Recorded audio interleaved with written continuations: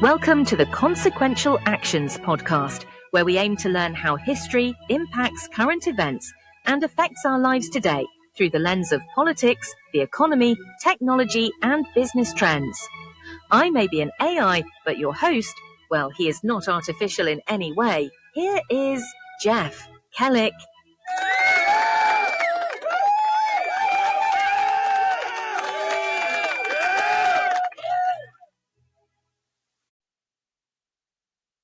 Envision it's 2021, and the president just announced he's canceling hundreds of billions of dollars of student loan debt.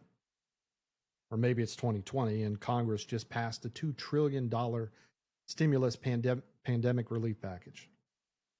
Or it's 2008, and the government bails out banks and auto companies.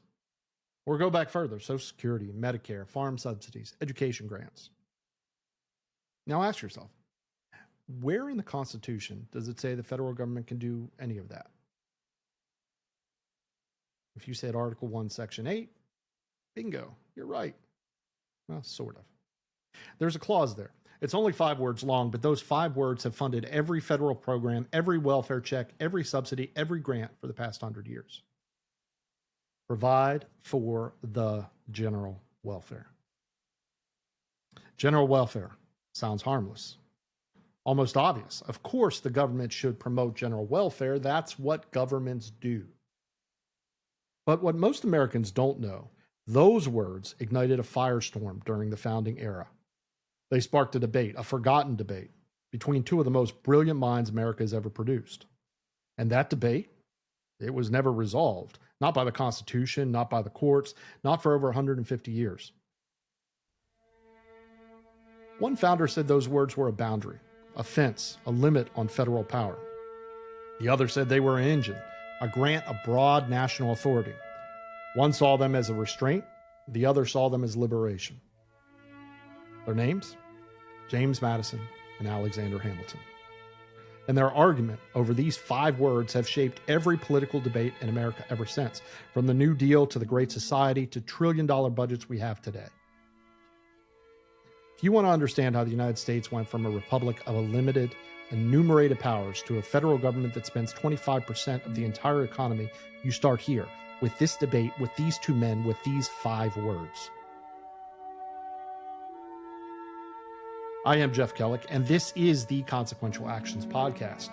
Today, we start this special series of podcast episodes titled From General Welfare to the Great Society, a journey through 200 years of constitutional transformation.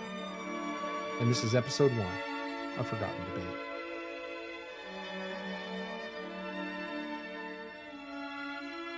It's the summer of 1787, Philadelphia, Independence Hall.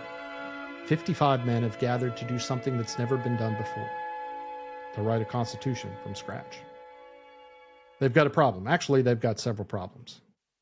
The Articles of Confederation, America's first attempt at a national government, is failing. The central government can't tax, it can't regulate between states, it can't enforce its own laws, and it can't even pay its debt from the Revolutionary War. Some states, they're printing their own money. Others are imposing tariffs between each other's states, on each other's goods.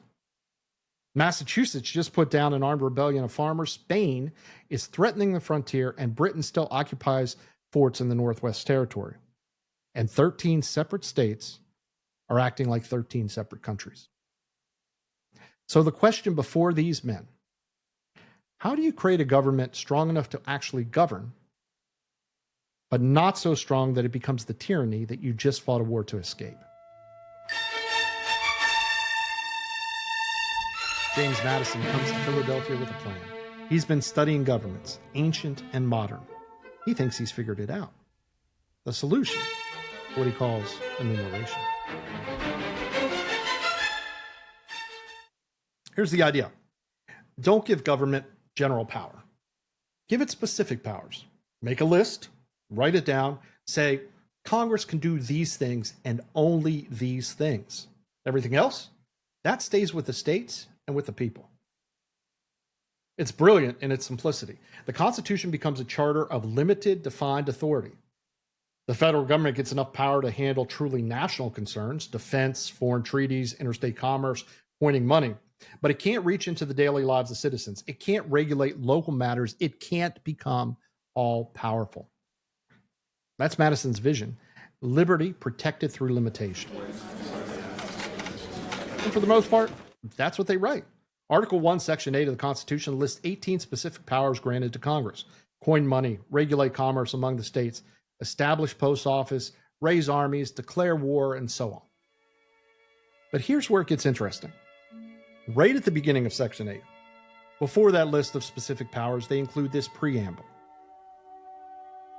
The Congress shall have the power to lay and collect taxes, duties, imposts, and excises, to pay the debts, and to provide for the common defense and general welfare of the United States. Common defense, well, that's clear enough. But general welfare, what does that mean? Does it mean Congress can tax and spend for any purpose it thinks promotes welfare? Or does it mean Congress can only tax and spend to carry out the specific powers listed right after the clause? That the men in that room in Philadelphia, they didn't agree. And they knew they didn't agree, but they had a constitution to finish, and they had states they had to convince. So they left the ambiguity in place. And that's how constitutional time bombs get planted. Not through malice, but through compromise. Through the hope that future generations will figure it out. Spoiler alert, it took about 150 years, a civil war, a Great Depression, and a constitutional revolution before anyone actually figured it out. And by then, Madison's vision had lost. But we're getting ahead of ourselves. The Constitution was written. Now it had to be ratified. And the fight over ratification, particularly in New York and Virginia, is where this debate goes public. James Madison, Alexander Hamilton, and John Jay decide to write a series of newspaper articles defending the Constitution and explaining what it means. These essays become the Federalist Papers. 85 articles published under the name Publius. Now here's something that's fascinating. Madison and Hamilton, they're writing these essays together, presenting a united front to the public, trying to sell the Constitution. But they don't actually agree on what the Constitution means. Specifically, they don't agree about the General Welfare Clause. And you can see it. If you read it carefully, the cracks are in the Federalist Papers themselves. And this is where our story really begins. Because the Madison-Hamilton debate isn't just a historical curiosity. It's the original fault line in American constitutional government. And that fault line runs right through American politics today. So, let's meet our protagonists. James Madison, born in 1751, Virginia. Small in stature, about 5'4". Quiet, scholarly. Not a great public speaker, actually, but one of the most systematic and brilliant political thinkers America has ever produced. He studied government obsessively, read Montesquieu, Locke, Hume, analyzed every republic in history, Greek, Roman, Italian, and he concluded something important. Republics fail when power concentrates. They survive when power disperses. So Madison came to the Constitutional Convention with a design principle: divide power so thoroughly that no faction, no branch, no level of government can dominate. Separate federal from state. Separate legislative from executive from judicial. Separate the House from the Senate. Build in checks, balances, and friction. Make it hard for government to act. Because when government acts easily, it acts dangerously. And central to this whole article, this whole architecture, is enumeration. The idea that the federal government has only power specifically granted to it by the Constitution. Everything else, the power to police, education, roads, welfare, moral legislation, that all stays with the states. This isn't just Madison's personal preference. He thinks it's essential to liberty itself. In February 1788, Madison writes Federalist number 41. He anticipates exactly the objection that critics are raising. He knows people are worried about the General Welfare Clause, so he addresses it head on. Let me paraphrase his argument, and then I'll read it directly. Madison says, look, this claim that the general welfare language gives Congress unlimited power, that Congress should tax and spend for anything at once, that's absurd. Why? Because immediately after the general welfare clause, the Constitution lists specific powers, specific objects. If general welfare meant that Congress could spend for anything, why would we bother listing anything else? The whole rest of the Article 1 would be meaningless. You don't put a fence around a specific yard if you've already given someone the whole farm. Now here's Madison himself from Federalist 41. It has been urged and echoed that the power to lay and collect taxes, duties, imposts, and excises, to pay the debts and provide for the common defense and general welfare of the United States, amounts to an unlimited commission to exercise every power which may be alleged to be necessary for the common defense or general welfare. But what color can that objection have when a specification of the objects alluded to by these general terms immediately follows? You hear what he's saying? The general terms refer to the specification of objects that follows. General welfare isn't a blank check. It's a summary of the specific powers enumerated right after it. For Madison, the Constitution is like an instruction manual. It says, here's what you can do, not do whatever seems like a good idea. These limits aren't suggestions, they're the whole point. Now, Madison doesn't just make this argument in 1788 to win ratification. No, he sticks with it. Years after the Constitution is ratified, when he's a member of Congress, he keeps defending this narrow interpretation. In 1792, Congress debates whether or not to give federal bounties, basically subsidies, to cod fishermen in New England. It's a small thing, right? Help some fishermen out, promote industry. What's the harm? Madison stands up and says, no, absolutely not. If Congress can spend money to help cod fishermen, it can spend money on anything. That's not defense. That's not listed in Article 1. That's what he calls particular welfare, helping specific groups for specific purposes. And if you allow that, the line between federal and state authority disappears. The enumeration principle collapses. Madison says, and I'm paraphrasing from the congressional record, if Congress can do whatever seems to benefit the general welfare, then the Constitution becomes meaningless. All limits vanish. The federal government absorbs the states, and the republic we created becomes something else entirely. That wasn't a technical argument for Madison. This was existential. He genuinely believed, that if the general welfare clause became an open-ended grant of power, the Constitution would fail. Liberty would fail. So, what's Madison's America? What's his vision? Well, it's a federation of mostly independent states. Each state governs its own internal affairs, education, roads, poor relief, criminal law, moral regulations. That's all at the state level.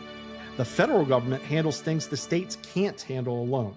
Defense, foreign policy, interstate trade, disputes between states. Most Americans, most of the time, barely interact with the federal government at all. They live under state law, local law.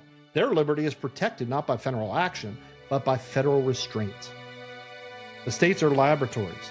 They experiment. Some succeed, some fail. People vote with their feet. If you don't like Virginia's laws, move to Pennsylvania. Competition between states keeps government accountable. Very market-based. And at the heart of this vision is this particular understanding of liberty. Madison's liberty is what philosophers call negative liberty, freedom from interference.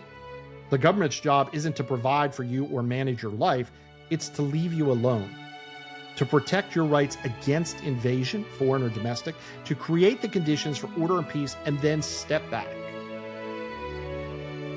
Liberty for Madison requires restraint. Governments must be hemmed in, limited, checked at every turn, not because government is evil, but because power is dangerous, always, everywhere, and in every hand. As he wrote in Federalist 51, if men were angels, no government would be necessary. If angels were to govern men, Neither external nor internal controls on the government would be necessary. Men aren't angels, so controls must be real. Now, you may be thinking, hey, this sounds great in theory, but could it actually work? Could you really run a modern nation with such limited federal power? That's a fair question. And that's something we're going to come back to throughout this series, because Madison's vision did work for a while. From about 1789 to 1860, the federal government really was limited in the ways that Madison envisioned. Federal spending rarely exceeded 2% of the economy in peacetime. Most life happened at the state and local level. But then came the Civil War, then industrialization, then a Great Depression. And the question became, can Madison's framework handle those challenges? Progressives say no. Libertarians say, honestly, we never tried. But before we can judge whether Madison was right, we need to hear the other side of the debate, because there was another founder in the room, and he had a completely different vision of what general welfare meant and what America should become. His name? Alexander Hamilton. Alexander Hamilton, born in 1755 or 57, he wasn't entirely sure himself, on the island of Nevis in the Caribbean. Orphan, self-made, brilliant, ambitious, and absolutely convinced that America needed a strong national government. Hamilton had fought in the Revolution. He'd served as Washington's aide-de-camp. He saw firsthand how the weaknesses of the Constitutional Congress almost lost the war. Soldiers without pay, supplies that never arrived, states refusing to contribute troops or money. In other words, chaos. And Hamilton concluded, a nation that can't govern effectively can't survive. Period. Where Madison worried about tyranny from too much power, Hamilton worried about collapse from too little. Hamilton contributes to the Federalist Papers too. He writes most of them, actually, 51 essays. And when he discusses federal power, particularly the power to tax and spend, his language is completely different from Madison's. In Federalist number 30, Hamilton writes about money. And for Hamilton, money is everything.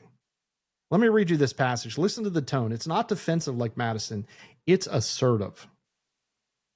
Money is, with propriety, considered as the vital principle of the body politic, as that which sustains its life and motion and enables it to perform its most essential functions.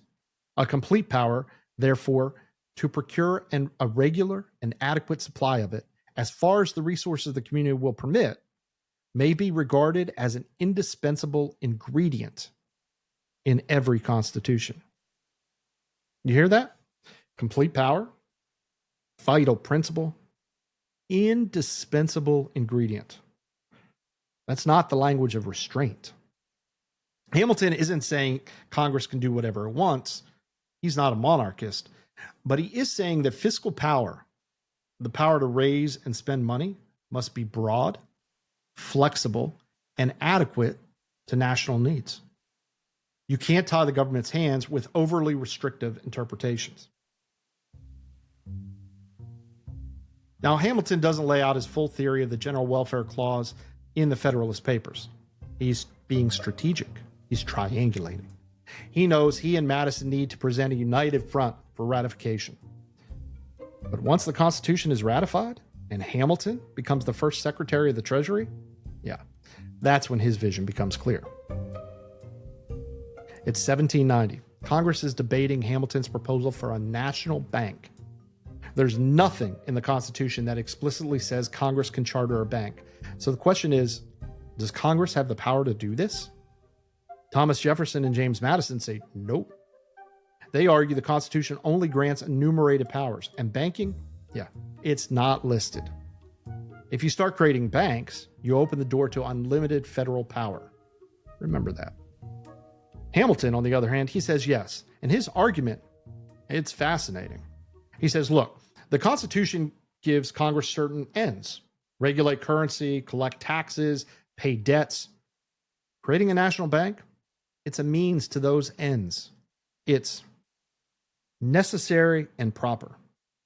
That's the phrase from Article 1, Section 8. And by necessary, Hamilton doesn't mean absolutely indispensable. He means useful, appropriate, conducive of the goal. And as for the general welfare clause, Hamilton argues it's an independent grant of power. Congress can tax and spend for any object that benefits the nation as a whole. The only real limit is that spending can't be for purely local purposes. It can't benefit just one state or a city. Where Madison saw the general welfare clause as a summary of enumerated powers, Hamilton saw it as a separate fountain of authority. This is the interpretive divide. This is the fork in the constitutional road. And every debate about federal spending for the next 200 years flows from this very disagreement. Now, Hamilton's view doesn't just stop at banks, it extends to everything. As Treasury Secretary, he proposes federal assumption of state debts from the Revolutionary War. He proposes tariffs to protect American manufacturing. He writes a report on manufacturers that argue the federal government should promote industry through subsidies and infrastructure. In that report, Hamilton writes that the welfare of the nation depends on economic development, and that Congress has the power to foster development through its taxing and spending authority. For Hamilton, enumeration isn't the fence that Madison thinks it is. It's a set of examples showing the kind of national objects Congress should address. Defense and welfare aren't separate categories. Defense requires a strong economy, and welfare requires active government. So what's Hamilton's America? What's his vision? It's a nation, not a loose confederation. A united economy with a single currency, a national debt, a central bank, and coordinated commercial policy. The federal government doesn't just defend borders, it builds infrastructure, promotes manufacturing, manages credit, and shapes the economy towards national greatness. States still exist, sure. They still handle local matters. But when there's a conflict between state policy and national interest wins. The federal government is supreme in its sphere, and that sphere is broader than Madison would ever accept. And Hamilton's concept of liberty is different too. Where Madison emphasizes freedom from interference, Hamilton emphasizes freedom through order and prosperity. Liberty for Hamilton requires government strong enough to maintain stability, protect commerce, and create the conditions for human flourishing. A weak government can't protect rights, a poor government can't be free. Order and energy in government aren't threats to liberty, they're preconditions for it. Hamilton writes in Federalist 1 that the question before Americans is whether societies can establish good government, quote, from reflection and choice, or whether they are forever destined to depend on accident and force. For Hamilton, good government requires power, adequate power, flexible power. The Constitution isn't a straitjacket, it's a framework for effective national action. Now, Hamilton doesn't believe in unlimited power. He's not advocating tyranny. He accepts checks and balances, separation of powers, federalism. He just interprets all of those things more loosely than Madison does. And here's the thing. Hamilton's vision, it's seductive because he's talking about capability, about getting things done, about not being hamstrung by legal technicalities when the nation faces real problems. It's easy to see why people found his vision appealing, still do. When there's a crisis, a war, depression, pandemic, do you want a government that says, sorry, not in our enumerated powers, or do you want a government that says, we'll handle it? That's the trade-off. Madison offers security through limitation. Hamilton offers security through capacity. Both claim to be defending liberty, but they define liberty differently. And they built constitutional architectures that pulled in opposite directions. So here's where we stand by the 1790s. Two brilliant founders, two coherent visions, two incompatible interpretations of the same constitutional text, and no clear resolution. The question is, which one wins? Well, neither, and both. For over 100 years, America oscillates between them. Sometimes Madison Restraint dominates, sometimes Hamilton's energy. The tension never resolves, it just shifts. Until 1937. But we're getting ahead of ourselves again.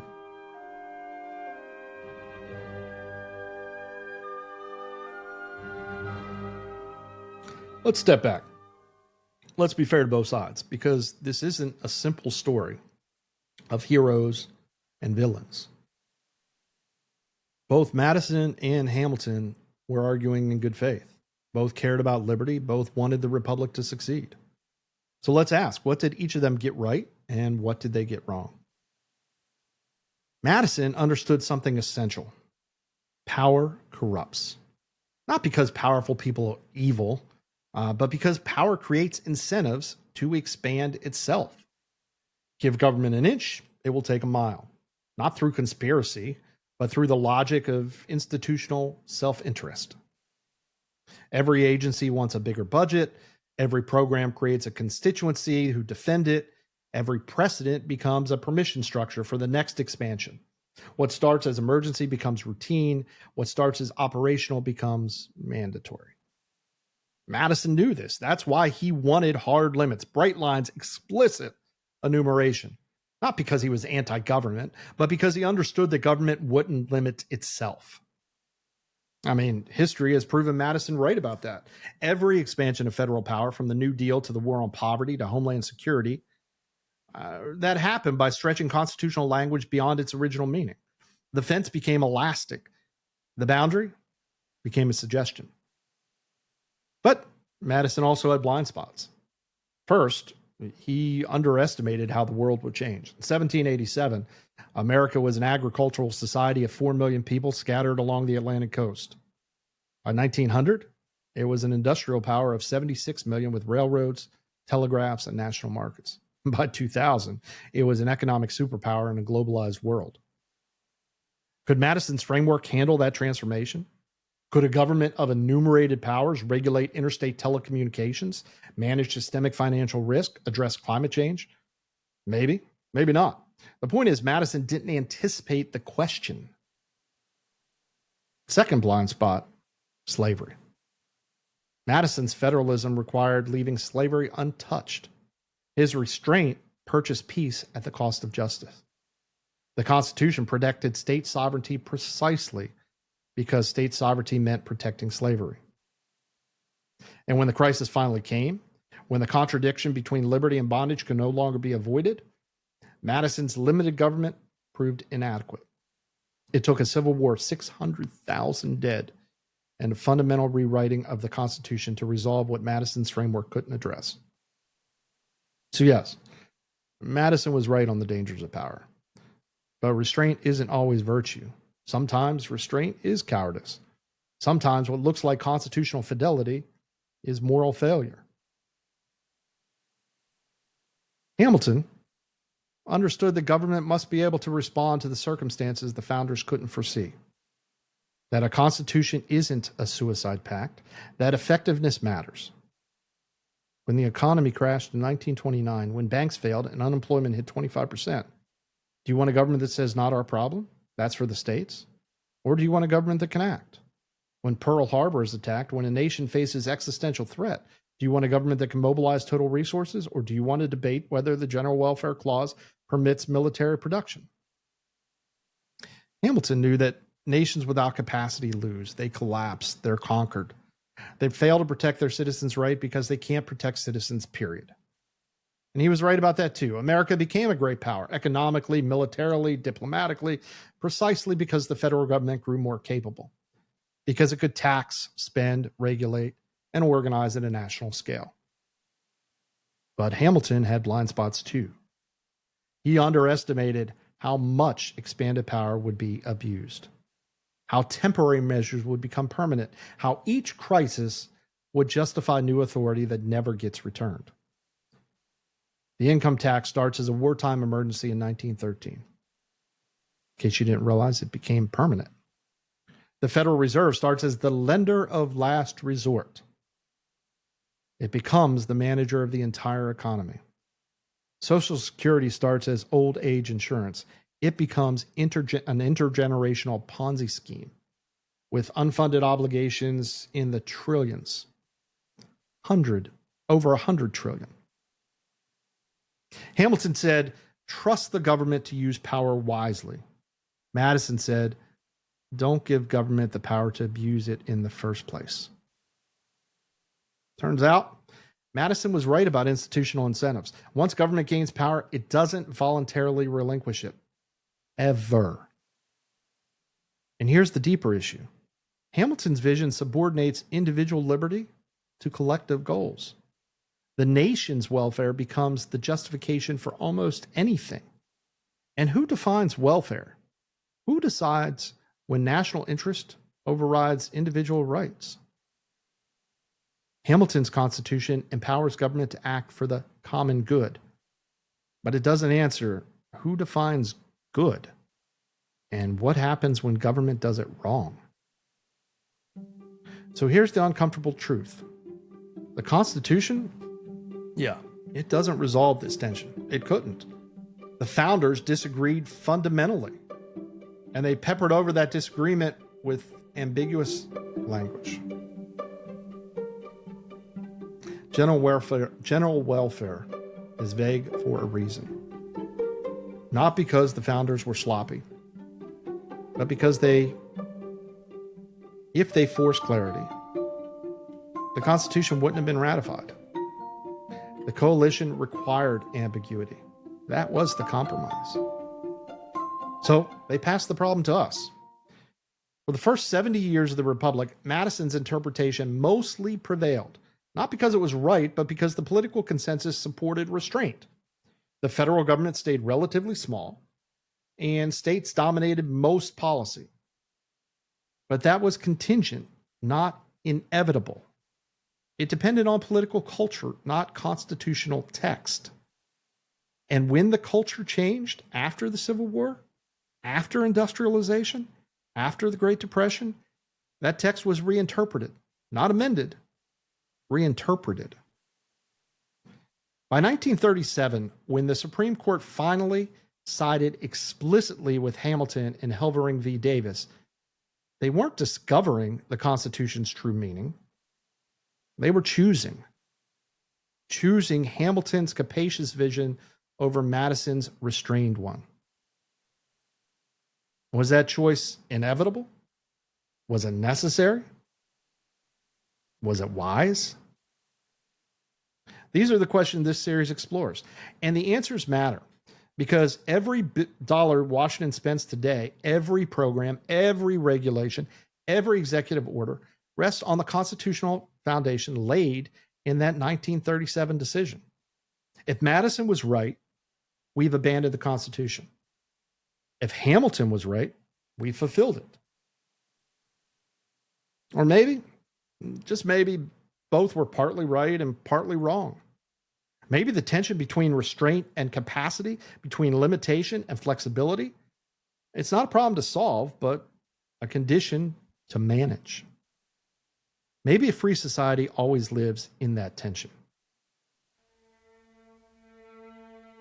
So that's the forgotten debate. Madison versus Hamilton. Restraint versus energy. Negative liberty versus ordered liberty. Enumeration versus adaptation. 5 words. Provide for the general welfare. In 2 centuries of constitutional conflict. For most of the 19th century, Madison's narrow interpretation prevailed. Federal spending stayed low, states dominated policy, the Supreme Court stayed mostly out of it.